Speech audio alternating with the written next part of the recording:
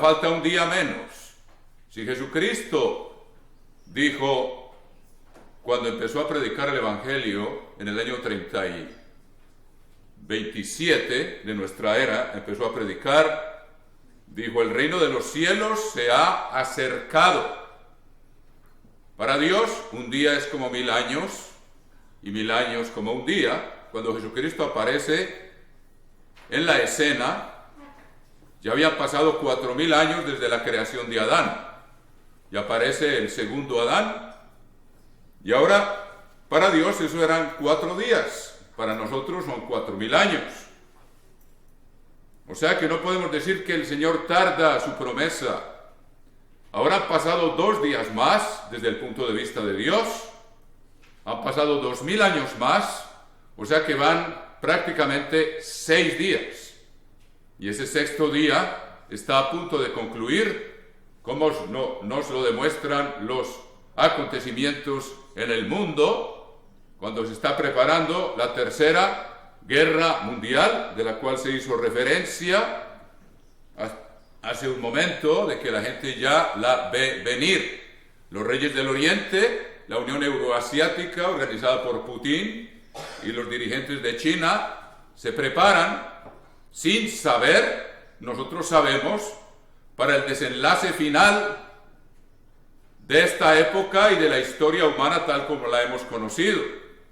Los países árabes también se están preparando y pronto surgirán en la escena manifestaciones más fuertes de la alianza de los países del Golfo y de Egipto, el rey del sur.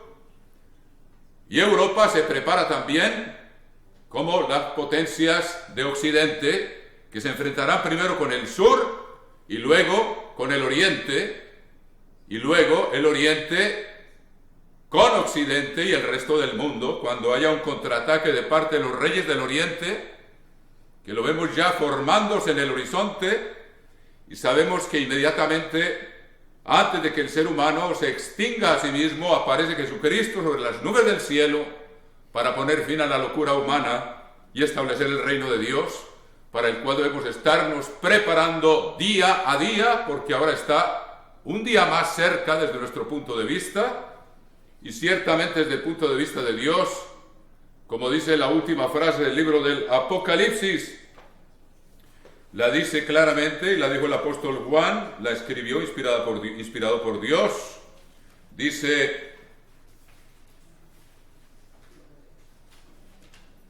capítulo 21 del libro del Apocalipsis, versículo 17, capítulo 22, versículo 17, y el espíritu y la esposa dicen, ven, y el que oye diga, ven, y el que tiene sed, venga, y el que quiera, tome del agua de la vida gratuitamente. Y luego leemos en el versículo 20, el que da testimonio de estas cosas dice, ciertamente, vengo en breve. Amén. Sí, ven, Señor Jesús. La gracia de nuestro Señor Jesucristo sea con todos vosotros. Amén. Ahora bien, hermanos, les hago una pregunta. ¿Cuál es el elemento? Es el elemento absolutamente esencial para que nosotros podamos recibir esa corona que a veces no caemos bien en cuenta de lo que significa ser uno rey para siempre, rey y sacerdote por 1000 años y luego por la eternidad, sin que haya muerte, sin que nadie nos vaya a quitar el puesto ni el trono que Dios nos tiene reservados, y con la visión de tomar y heredar el universo entero, y de cosas que ni ojo vio ni oído oyó, y cosas que nosotros todavía no sabemos que Dios tiene preparadas, hermanos. Por eso es tan importante la fiesta de los tabernáculos y prepararnos diligentemente para poder asistir a esa fiesta, para avivar esa visión del mundo que nos espera, del futuro glorioso, hermanos, que es lo que nos da fuerza para vivir cada día. Cada vez se hace más espesa la niebla que el Satanás tiende como príncipe de la potestad del aire entre el ser humano y Dios, nuestro Padre que vive en el tercer cielo. Y tenemos que hacer un esfuerzo cada vez más diligente y más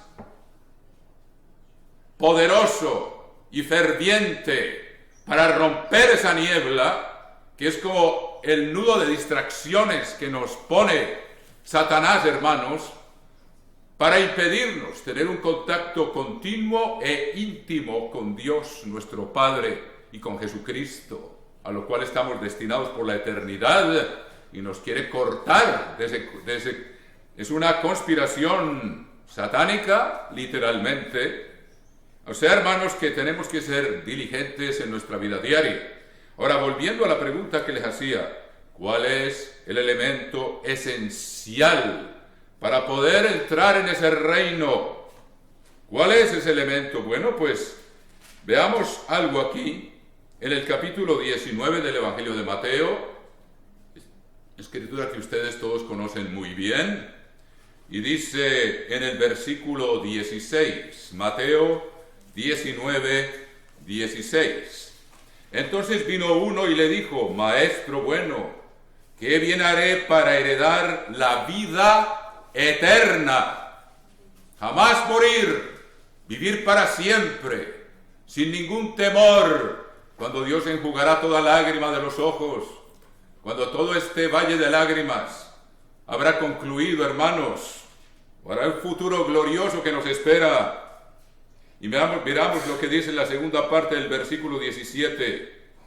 Si quieres entrar en la vida, guarda los mandamientos. Yo espero que ya lo sepan de memoria todos, hermanos. Yo sé que hay congregaciones que lo saben todos de memoria, y eso es una buena ayuda. Es como el primer paso. El segundo, naturalmente, es ponerlos por obra. Como dijo David: en mi corazón he guardado tus dichos para no pecar contra ti.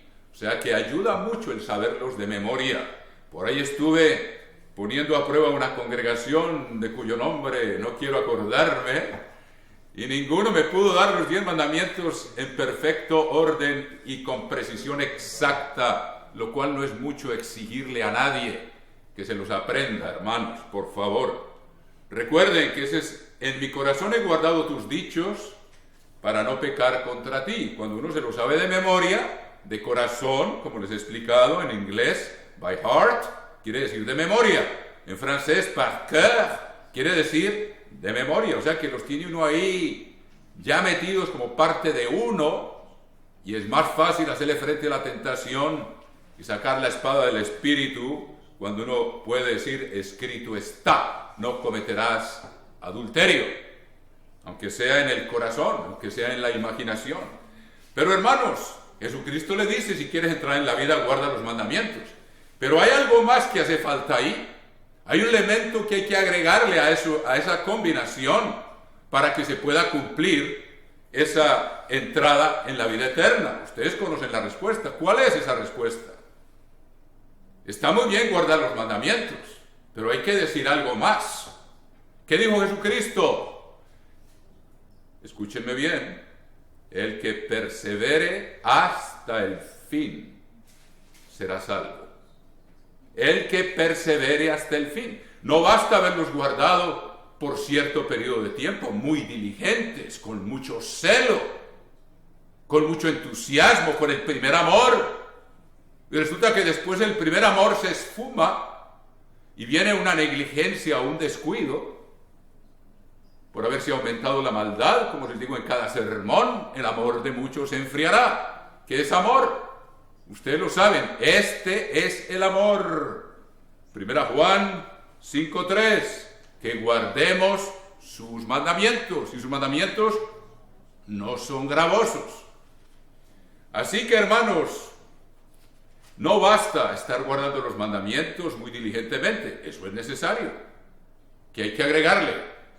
El que persevere hasta el fin, con la misma fórmula, ese será salvo.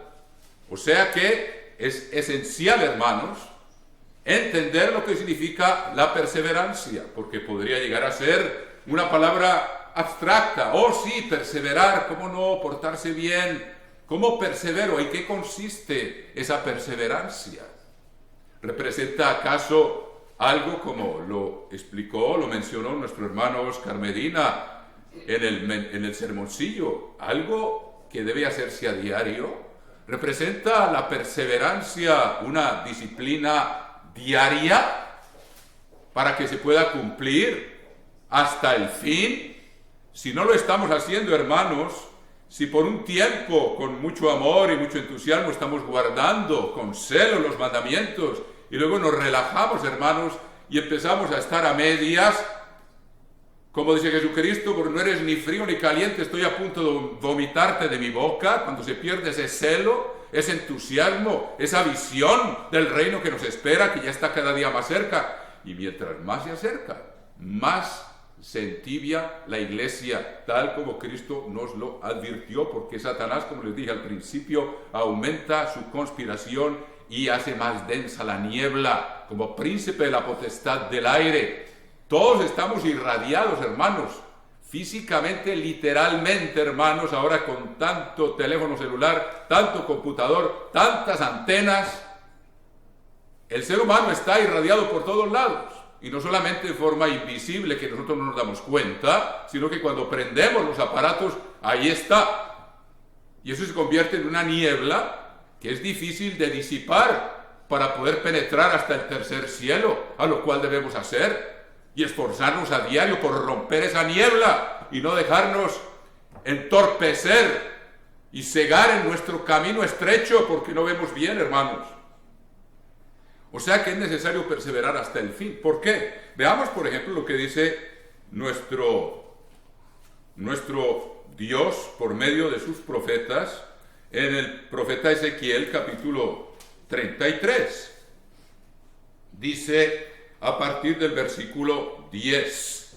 Leamos juntos, hermanos, esta instrucción del Eterno, en la cual se hace cada vez más clara ese elemento esencial que hay que agregarle a la instrucción de Jesucristo, cuando el joven rico le preguntó: ¿qué bien haré para heredar la vida eterna?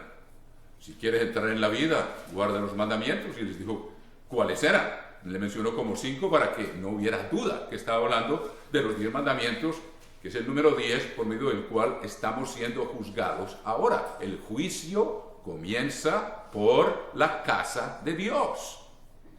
Nosotros somos los únicos, hermanos, que por misericordia de Dios, no por bondad nuestra, guardamos los 10 mandamientos y las ramificaciones de esos 10 mandamientos que hemos explicado, los estatutos que se desprenden de los primeros 4, que es nuestra relación con Dios, que incluye la fiesta de los tabernáculos, que incluye la Pascua, que incluye todas las fiestas, incluye todo lo que se relacione con nuestra relación con Dios, y luego los juicios de Dios, que es lo que se desprende de los últimos 6 mandamientos, y es en nuestra relación con el prójimo.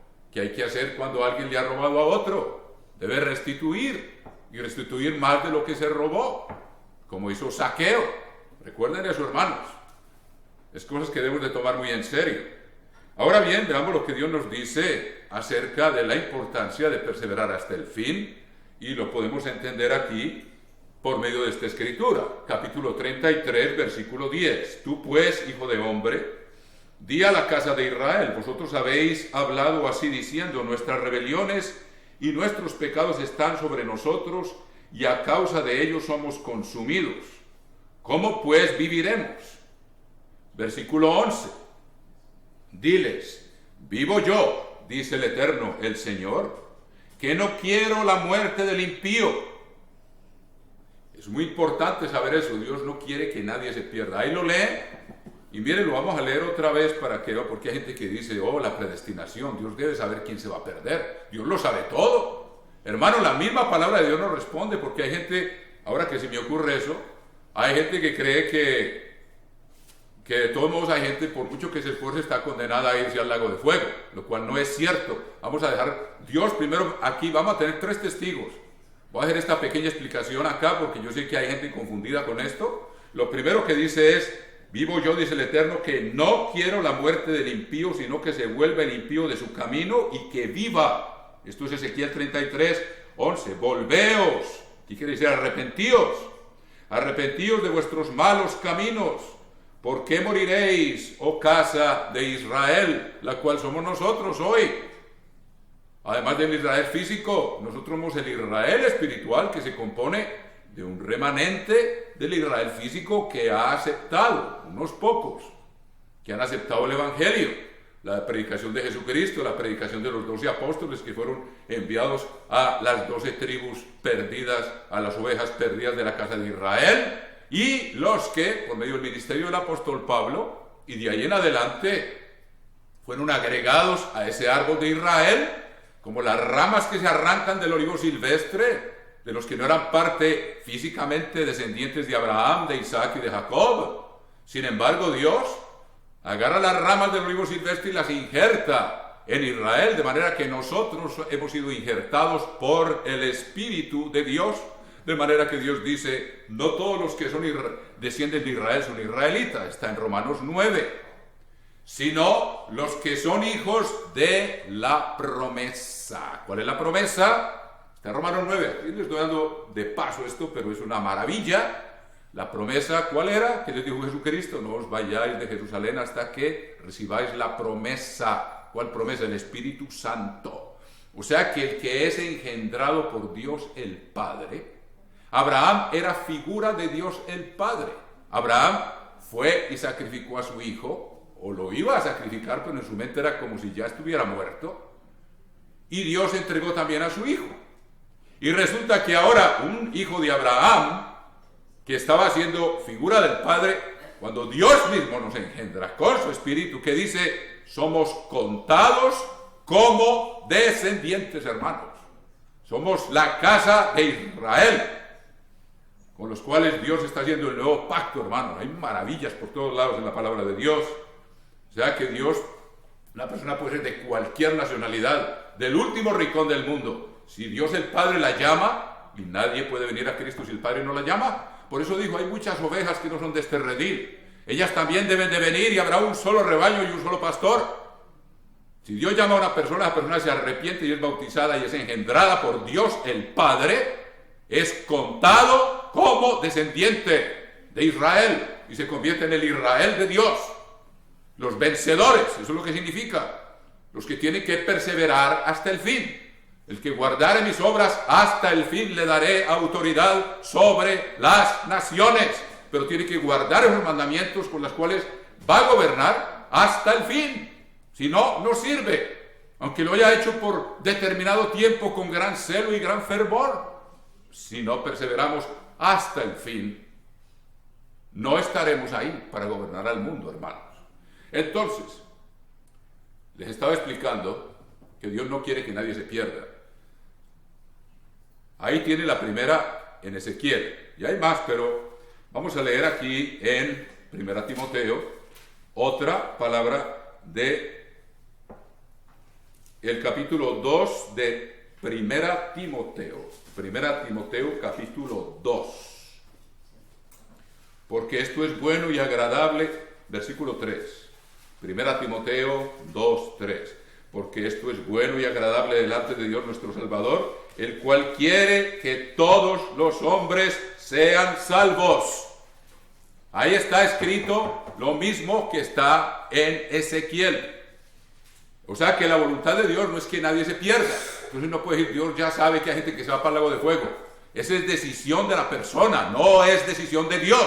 Y Dios nos dio libertad para escoger, para elegir. Cristo dijo, nadie los puede arrebatar de mi mano, excepto que uno se quiera salir de ahí. Y ahora les voy a mostrar eso también. Aquí dice, repito, Dios no quiere que nadie se pierda. Luego nadie está predestinado para el lago de fuego. Todo el mundo, Dios le da la oportunidad de que se salve. Si alguien no se salva, es por decisión de la persona. Así como Adán y Eva, Dios les dio a escoger. Ahí está el árbol de la vida y el árbol de la ciencia del bien y del mal. Ustedes son los que tienen que escoger. Dios no va a escoger por nosotros. Quiere que escojamos por convicción profunda, por amor, porque creemos, porque lo amamos, que le queremos servir y ser uno con Él y con el Padre. Porque esto es bueno y agradable delante de Dios nuestro Salvador, el cual quiere que todos los hombres sean salvos y vengan al conocimiento de la verdad. Ahí está, segundo testimonio. Y hay un tercero, a ver si me acuerdo dónde está. En este momento se me escapó de la mente, pero yo sé que hay más, pero por lo menos hay uno más que es muy bueno.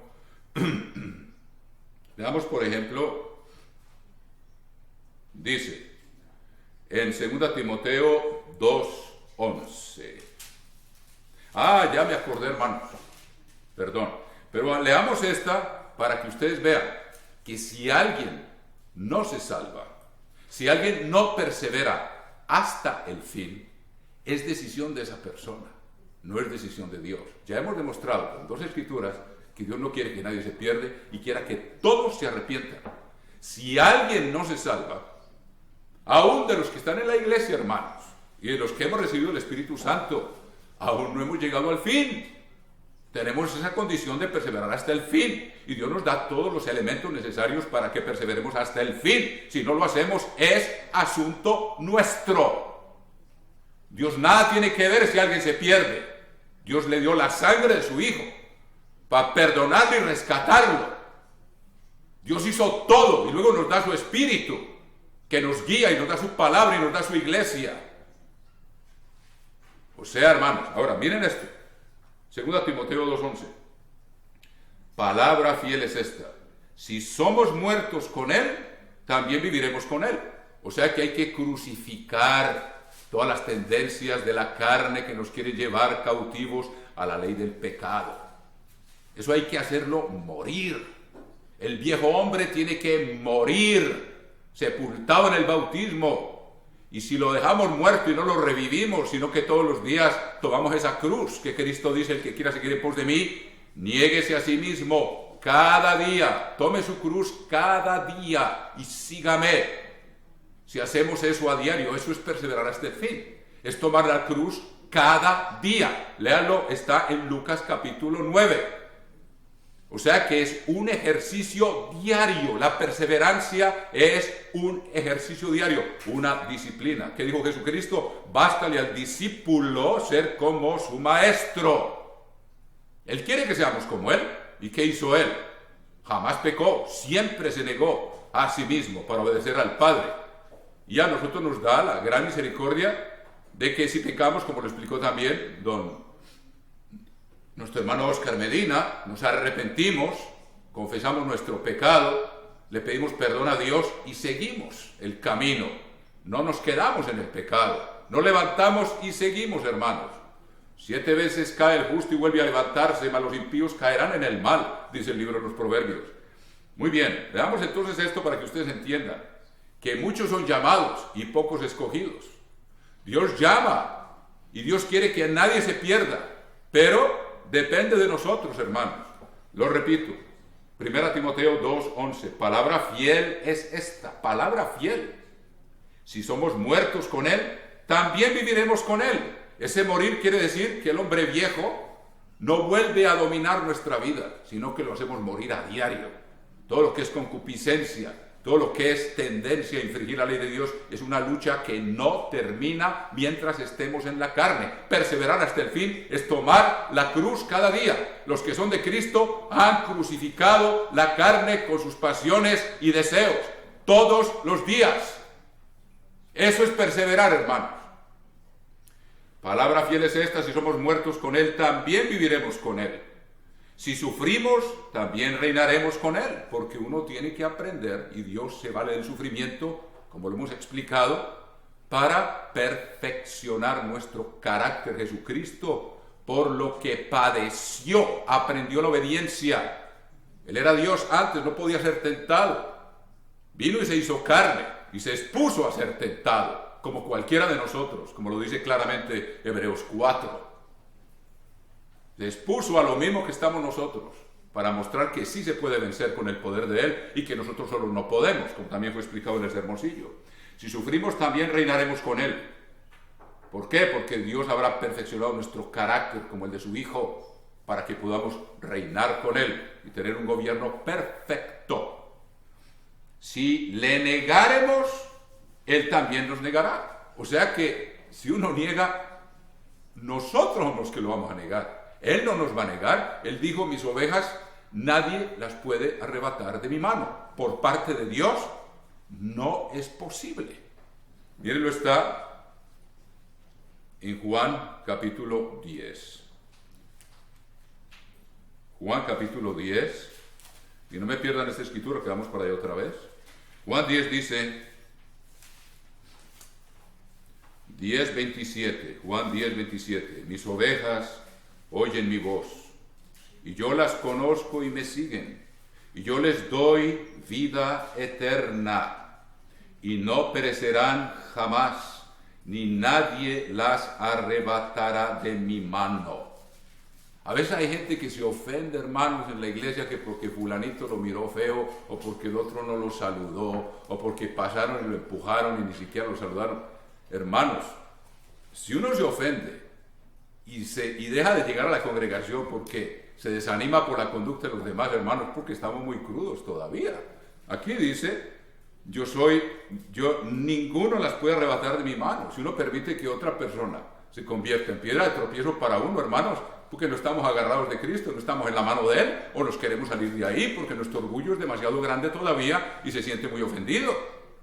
Pero está uno fijando en qué hizo fulano o qué hizo perano, y que eso se convierta en un obstáculo para mi relación con Dios y para que nadie me saque de la mano de Él y empiece a dejar de asistir y a infringir la ley de Dios. Fíjense, hermanos, que esto es bastante serio, porque tenemos casos de eso, la gente se ofende y por fulanito, por feranito, porque el uno dijo otro, la otra cosa. ¿Nosotros acaso vinimos aquí a fijarnos qué están haciendo los demás, hermanos? Tenemos que fijarnos en nosotros mismos y nuestra relación con Dios, y ser capaces de tener con el poder de Dios para no dejarnos ofender. Mucha paz tienen los que aman tu ley. Nada les es tropiezo. Nada les es tropiezo. Recuerden, Salmo 119. Pero sigamos aquí. Juan 10:28. Y les doy vida eterna, y no perecerán jamás, ni nadie las arrebatará de mi mano. Mi Padre que me las dio es mayor que todos, y nadie las puede arrebatar de la mano de mi Padre. Oiga pues eso. O sea que Cristo pagó por nosotros y no quiere que nadie se pierda. Esto concuerda con lo que estamos hablando. Pero vamos a ver que también hay una parte que depende de nosotros. Dios no nos quiere convertir en robots, sino en personas que tomemos esas decisiones por amor, que estemos dispuestos a lo que sea, por amor, porque tenemos una convicción profunda. Es lo que Dios quiere. Entonces volvamos a 2 Timoteo, capítulo 2 y versículo 11. Palabra fiel es esta: si somos muertos con Él, también viviremos con Él. Si sufrimos, también reinaremos con Él. O sea, primero hay que morir, hay que crucificar las concupiscencias, nuestra tendencia al adulterio, a la fornicación, a la mentira, a la envidia, a los celos, a la glotonería, a la borrachera. Todo eso hay que hacerlo morir, crucificarlo, para poder vivir y reinar con Él. Ahora dice, si le negáremos, Él también nos negará. O sea, si uno le niega, si uno es infiel por voluntad propia, entonces Él no tiene más remedio. Si fuéramos infieles, Él permanece fiel. Él ya pagó por nosotros. Su mano está extendida si uno se quiere arrepentir y cambiar. Él permanece fiel. Él no puede negarse a sí mismo. Y ahora les voy a leer la otra escritura por la cual sabemos que Dios no quiere que nadie se pierda y no tiene a nadie programado para el lago de fuego. Si alguien va para allá es por decisión propia. Es importante entender esto, porque hay gente que encuentra esto como una piedra de tropiezo en la escritura. Veamos la segunda epístola del apóstol Pedro, capítulo 3 y versículo 9. Tenemos un tercer testimonio de que Dios no quiere que nadie se pierda. Segunda epístola del apóstol Pedro, capítulo 3 y versículo 9. El Señor no retarda su promesa, según algunos la tienen por tardanza, sino que es paciente para con nosotros, no queriendo que ninguno perezca, tercera vez, sino que todos procedan al arrepentimiento. Ahí tienen ustedes cómo Dios creó al ser humano para que fuera salvo. A nadie lo creó para que se fuera al lago de fuego. Pero Dios nos hizo con libre albedrío y esa decisión nadie le puede echar la culpa a Dios, hermanos. Él es fiel. Ya lo vimos. O sea que piensen en esas cosas. Sigamos con Ezequiel, porque esto es muy importante.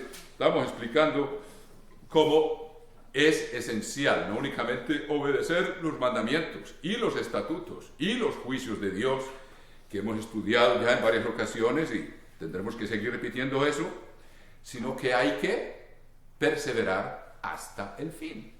La lucha no termina mientras estemos en este cuerpo, hermano. Mientras estemos en carne y hueso, no van a creer nunca, bueno, yo ya me esforcé, yo ya he vivido santamente por tantos años, ya no me tengo que preocupar. Hermanos, ahí ya está en peligro de caer otra vez.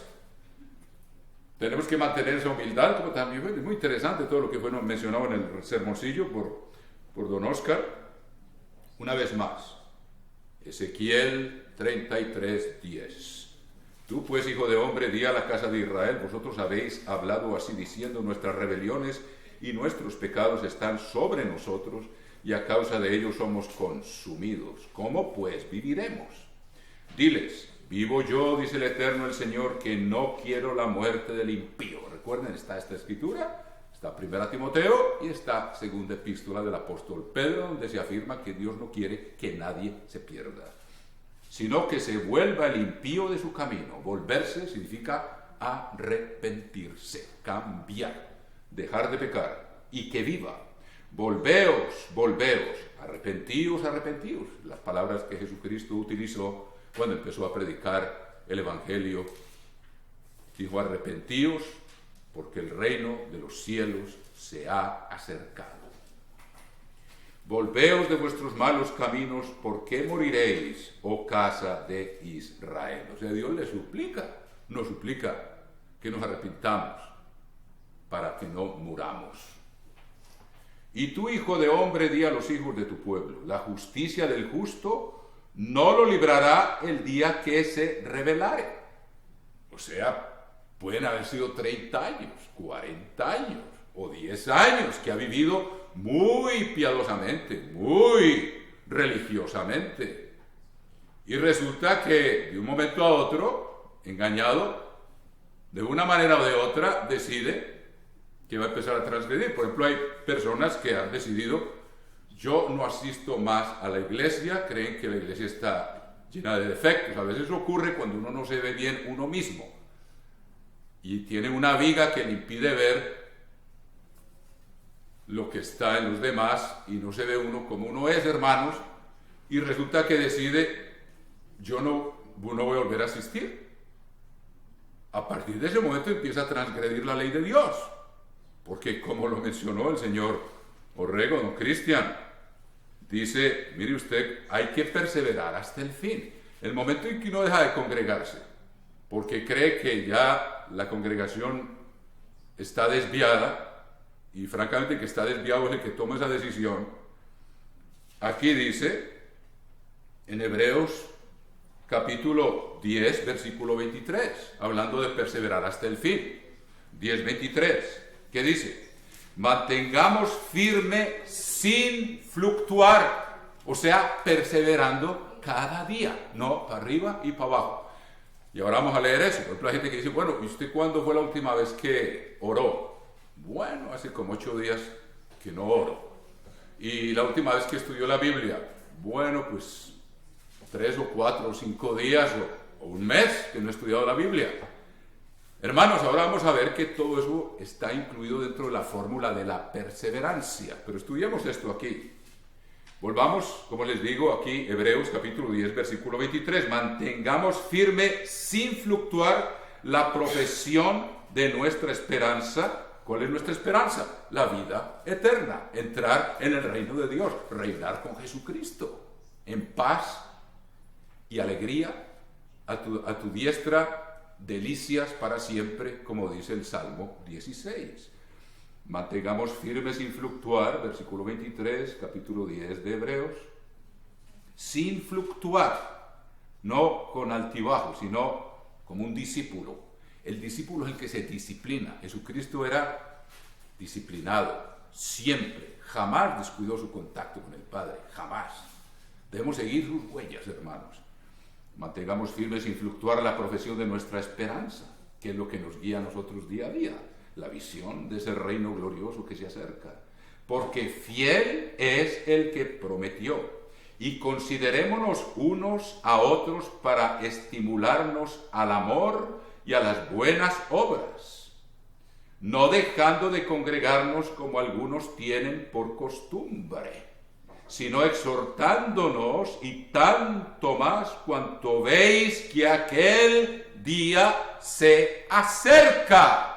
Como les dije, la niebla es cada vez más densa, hermanos.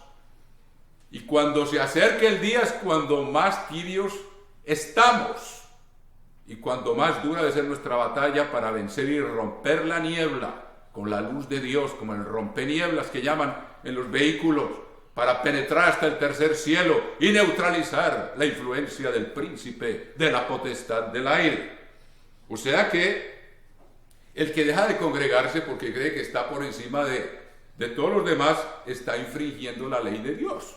Entonces se convierte en transgresor de la ley, porque la orden de Dios, leámosla aquí, en Levítico capítulo 23, ¿cuál es la orden de Dios?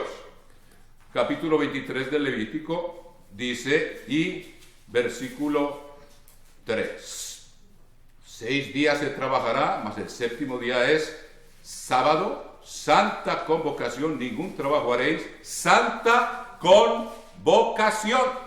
Ahí lo tienen. O sea que el que no obedece, el que no trabaja el sábado, pero no asiste a la santa convocación, tal como Pablo nos lo dice, no dejar de congregarnos, ¿qué pasa? Está infringiendo la ley de Dios.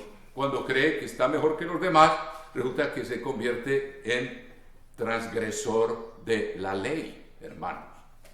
Y sabemos que Dios tiene una iglesia que está haciendo la obra de Dios, hermano. Jesucristo le dijo claramente al apóstol Pedro en el capítulo 16 de Mateo y versículo 18.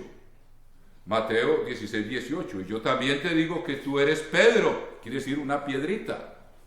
Y sobre esta roca, quiere decir Jesucristo, edificaré mi iglesia, y las puertas del Hades no prevalecerán contra ella. O sea, las puertas del sepulcro. Nunca dejaría de ser esa iglesia hasta el retorno de Cristo, y va a continuar, naturalmente, con los primogénitos y luego con el resto del mundo que empieza a conocer a Dios y a guardar los mandamientos de Dios durante el milenio. Pero esa iglesia jamás ha dejado de ser. No hay poder en el universo que pueda impedir que la iglesia de Dios siga su rumbo hasta el retorno de Cristo y de ahí para adelante. Pero son los primogénitos que Dios está preparando para regir al mundo, hermanos, que no son muchos, es una pequeña manada. O sea que, como dijo Jesucristo, no me crean a mí, créanlo por las obras. Díganme ustedes, no nos vamos a jactar, hermanos, pero vamos a hablar de una realidad.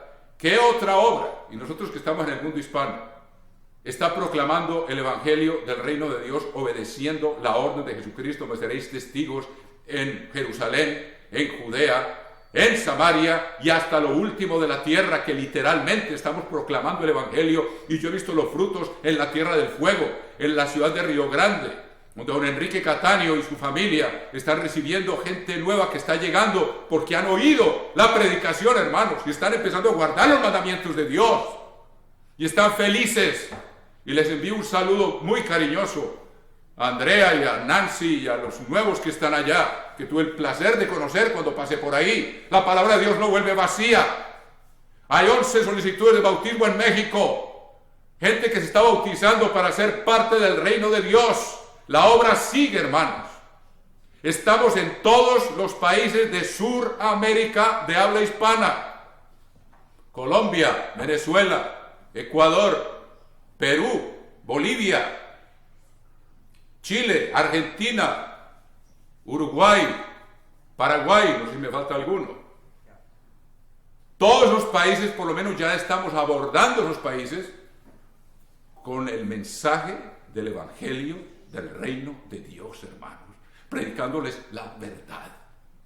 No nos crean por lo que decimos, aunque yo creo que no nos pueden acusar, hermanos, de haberles nunca predicado falsa doctrina. Lo puedo decir delante de Dios, hermano. No nos crean a nosotros, crean a las obras que se están llevando a cabo. Y para fines de este año, Dios mediante, vamos a estar en todos los países ya estamos en México, estamos en Guatemala y en todo Centroamérica. En Panamá ya la saturamos con el mensaje. En toda esa parte. Y luego iremos, Dios mediante, a Puerto Rico, a República Dominicana y a España. Y cuando Dios nos abra la puerta del Brasil, estamos obedeciendo. Díganme ustedes que conocen el mundo hispano, ¿qué otra iglesia está haciendo esto, hermanos? Predicándolo. Claro que hay. Tenemos hermanos que tienen mensaje en el internet, lo respetamos y lo reconocemos. Pero que esté haciendo esto como Dios lo ordena, parte de lo que Dios ordena es eso, pero esa predicación del Evangelio, hermanos, es obra de Dios, porque tenía que haber una iglesia que utilizara esa puerta. La puerta está abierta para todos, pero que utilizara esa puerta, hermanos. Y Dios nos ha permitido, con los pocos recursos que tenemos, estar en cada país de Sudamérica, además de que estamos en México desde hace muchos años, y sigue produciendo fruto. Don Cristian me comunicó, hay 11 solicitudes de bautismo en la Ciudad de México, hermanos. Gente que Dios quiere integrar al Israel de Dios, para que reine con Cristo para siempre. Y hay de nosotros si no obedecemos ese mandamiento de ir y dar un testimonio y predicar, y que Dios llame a los que quiera predicar, a los que Él quiera engendrar como sus hijos, los que Él quiera llamar. Si no lo hacemos ahora, como se los he explicado, por medio de la predicación, que significa un testimonio, que en griego es un martirio. Dar testimonio o ser testigo de la verdad que Dios nos manda a predicar es ser mártir. Pero ahora Dios nos da la posibilidad de ser mártires en el sentido de que utilizamos las puertas abiertas y damos un testimonio, y ustedes verifiquen lo que en griego es martirio. Un mártir es un testigo. Y Dios nos permite dar un testimonio por medio de esta obra. Los que no lo hagan, hermanos, lo van a tener que hacer con su propia sangre, que es un mártir también, y también es un testimonio, pero distinto. El uno es por medio de las puertas abiertas, el otro es por mantenerse fiel a la ley de Dios y por no adorar una imagen de la bestia y por respetar el sábado, que es la prueba que se nos viene encima. Es sencilla la cuestión, hermanos. ¿A quién vamos a obedecer? Vamos a aprovechar la oportunidad que nos da Dios desde las puertas abiertas. He aquí puesto delante de ti una puerta abierta. Los que no lo hagan ahora, hermanos, lo van a tener que hacer derramando su sangre, porque para poderse sentar en ese trono tiene que haber obedecido la orden de Jesucristo. Me seréis testigos en Jerusalén, en Judea, en Samaria y hasta lo último de la tierra. O sea, seréis mis mártires. Pero a los que están utilizando esta oportunidad de una puerta abierta, les dice, yo te guardaré de la hora de la prueba que ha de venir sobre el mundo entero, porque está obedeciendo lo que Cristo dijo y